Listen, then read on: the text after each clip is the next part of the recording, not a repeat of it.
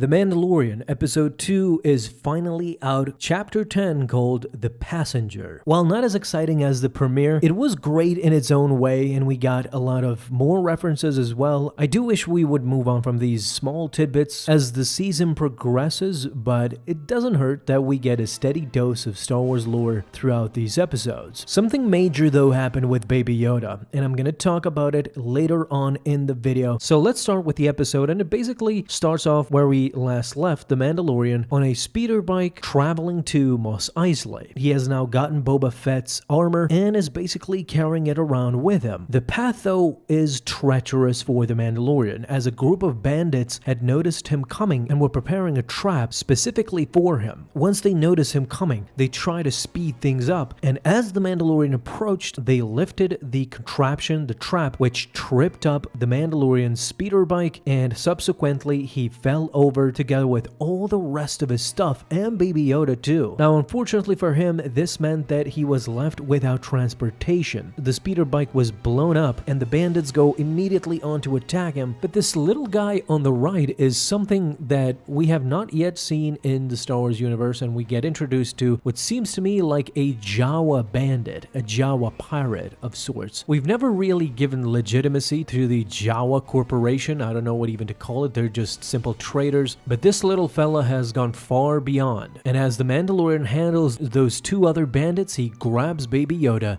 and now holds him hostage. The Mandalorian goes on to make a veiled threat. If he doesn't put down the child, then he will never rest until he finds this bandit and kills him. However, Mando offers anything in return, and what the Jawa picks is his jetpack. Mando calmly puts it on the ground and bargains for Baby Yoda. Two things to note here: we get to see this supposedly pirate Jawa from the front and what looks like to me indistinguishable from a Jawa, only a slightly different outfit and a mask. That's one thing, but the second thing that many did not notice in this shot is that Baby Yoda is looking directly at the camera. I think actually this was done on purpose as a joke, as a nod to the fans, and I was kind of lucky to catch it. I don't know, do you think this was done accidentally by the puppeteer or on purpose? So the greedy Jawa doesn't think twice, grabs the jetpack and tries to make a run for it, but the Mandalorian seems to have graduated from the Obi-Wan Kenobi school of trolling, as we quickly see Mando has an apparatus that can actually control the jetpack effortlessly as he shoots up the Jawa, shakes him off, and finally brings the jetpack slowly to his grasp. Now with no speeder bike to call his own, he gathers all of his things and travels on foot from that location, wherever it was, to the vicinity of Mos Eisley. The scorching heat alone in this shot can make you look away, let alone him trying to carry all of these things and wearing that Mandalorian armor. Once he makes it to Mos Eisley though, Mandalorian goes immediately for Chalmun's Cantina, although at this point I don't think it is Chalmun's Cantina anymore, as those times have been long gone. Inside the cantina, he meets up with Peli Motto, who is playing a card game with a Yamri species. A Yamri can be also seen in the cantina scene in A New Hope, so it is basically a direct nod to that. Also, what you should know about the Yamri is that they were the species that lived on the planet Hawk, and they were the ones who enslaved the native Kalish, the General Grievous species, which is what led him into madness. So Grievous and the Yamri were at each other's throats. After Mando tells Peli Motto that the one he was searching for was not a Mandalorian on Mos Pelgo, after hearing this, the Yamri doctor indicates that he knows someone who is familiar with a Mandalorian as well and offers to help him out.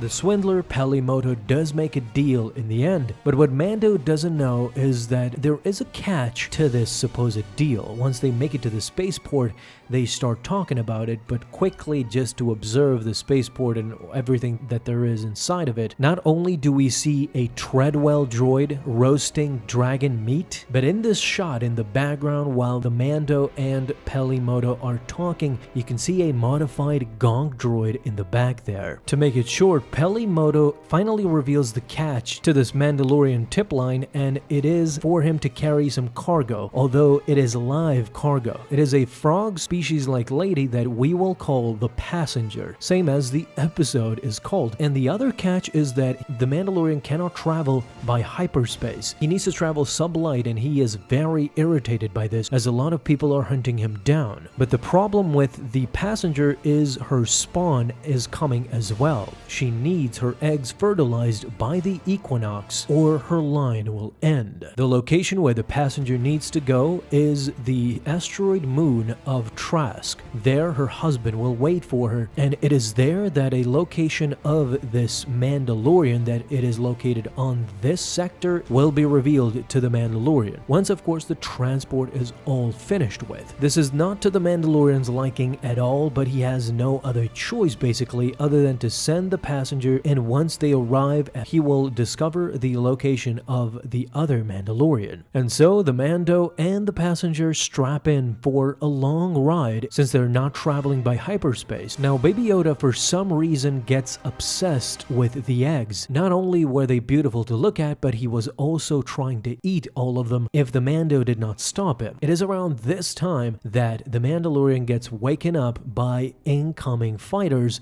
and they were the two X-Wings that we saw in the trailer. By the way, one of the pilots is Dave Filoni himself, and the other I think is Pablo Hidalgo. What they really want is to inform him that he needs a beacon in this territory, since it is officially now New Republic territory. It gives us an indication a new time has come in the galaxy, and the New Republic is slowly rising and vanishing the Empire altogether. And this is where the conflict comes. Once these two pilots try to verify that he is not an Imperial, Mando, being a wanted man and a bounty hunter, cannot reveal his true identity, and so he tries to escape. This escape we see in the trailer, as he is trying to evade the X-Wings, but unfortunately trying to evade them crashes somewhere inside the ice canyons and gets trapped. With the ship practically ruined, the Passenger, Baby Yoda, and Mando are now practically stuck on this deadly icy rock. For the Passenger, it is doubly hard because she simply cannot communicate with the Mandalorian. She can understand basic,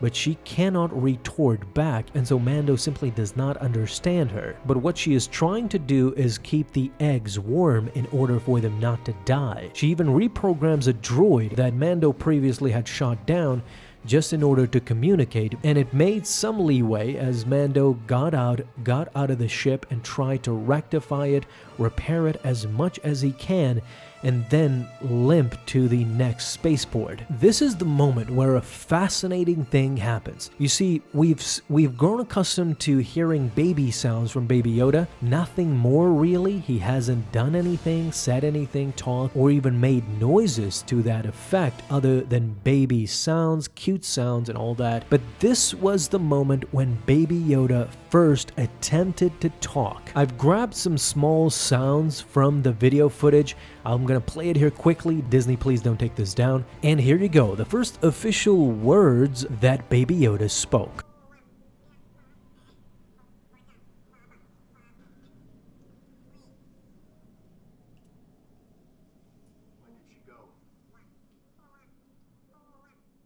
Is this language though? I'm not really sure, because the translation on Disney Plus actually says the child speaks gibberish. So can we say that he actually spoke Yoda's native language? Perhaps it is not denied nor confirmed, but the sheer notion that the subtitles say the child speaks gives you an indication that this was the first attempt that Baby Yoda made to talk, to speak to the Mandalorian.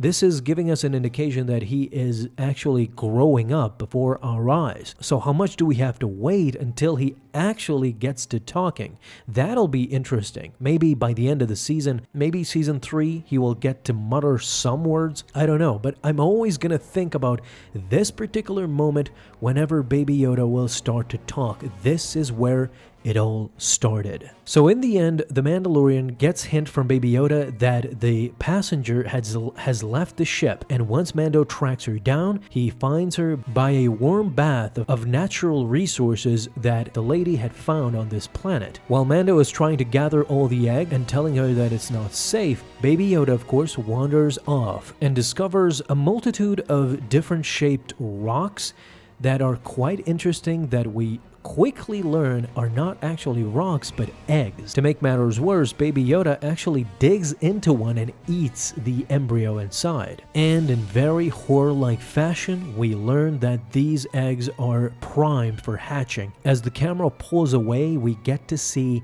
hundreds of these spider-like beings hatching from their eggs. By the way, if anybody has seen Prometheus or any other Alien sequels, you will get the chills from this scene. It is very horror-like and very reminiscent, or a nod basically, to Ridley Scott's Prometheus. Now hundreds or maybe thousands are swarming the scene. And if you can remember Star Wars Rebels, you will recognize this spider species as the Krykna. This was actually originally designed by Ralph McQuarrie and was adopted later in the Star Wars Rebels animated series. The Krykna are swarming Baby Yoda and the gang, and to make matters even worse, a giant Krykna has made it to the scene, symbolizing the mother, basically. Fortunately for our heroes, they escape quickly back to the ship, and the Krykna have now swarmed the insides as well. Just when you think all hope is lost, that's when the X-Wing pilots make it down to the Razor Crest and shoot down all the Krykna that had swarmed the ship. This is even witnessed by the Mandalorian, who goes outside to meet them. This is when one of the pilots explains what is going on here.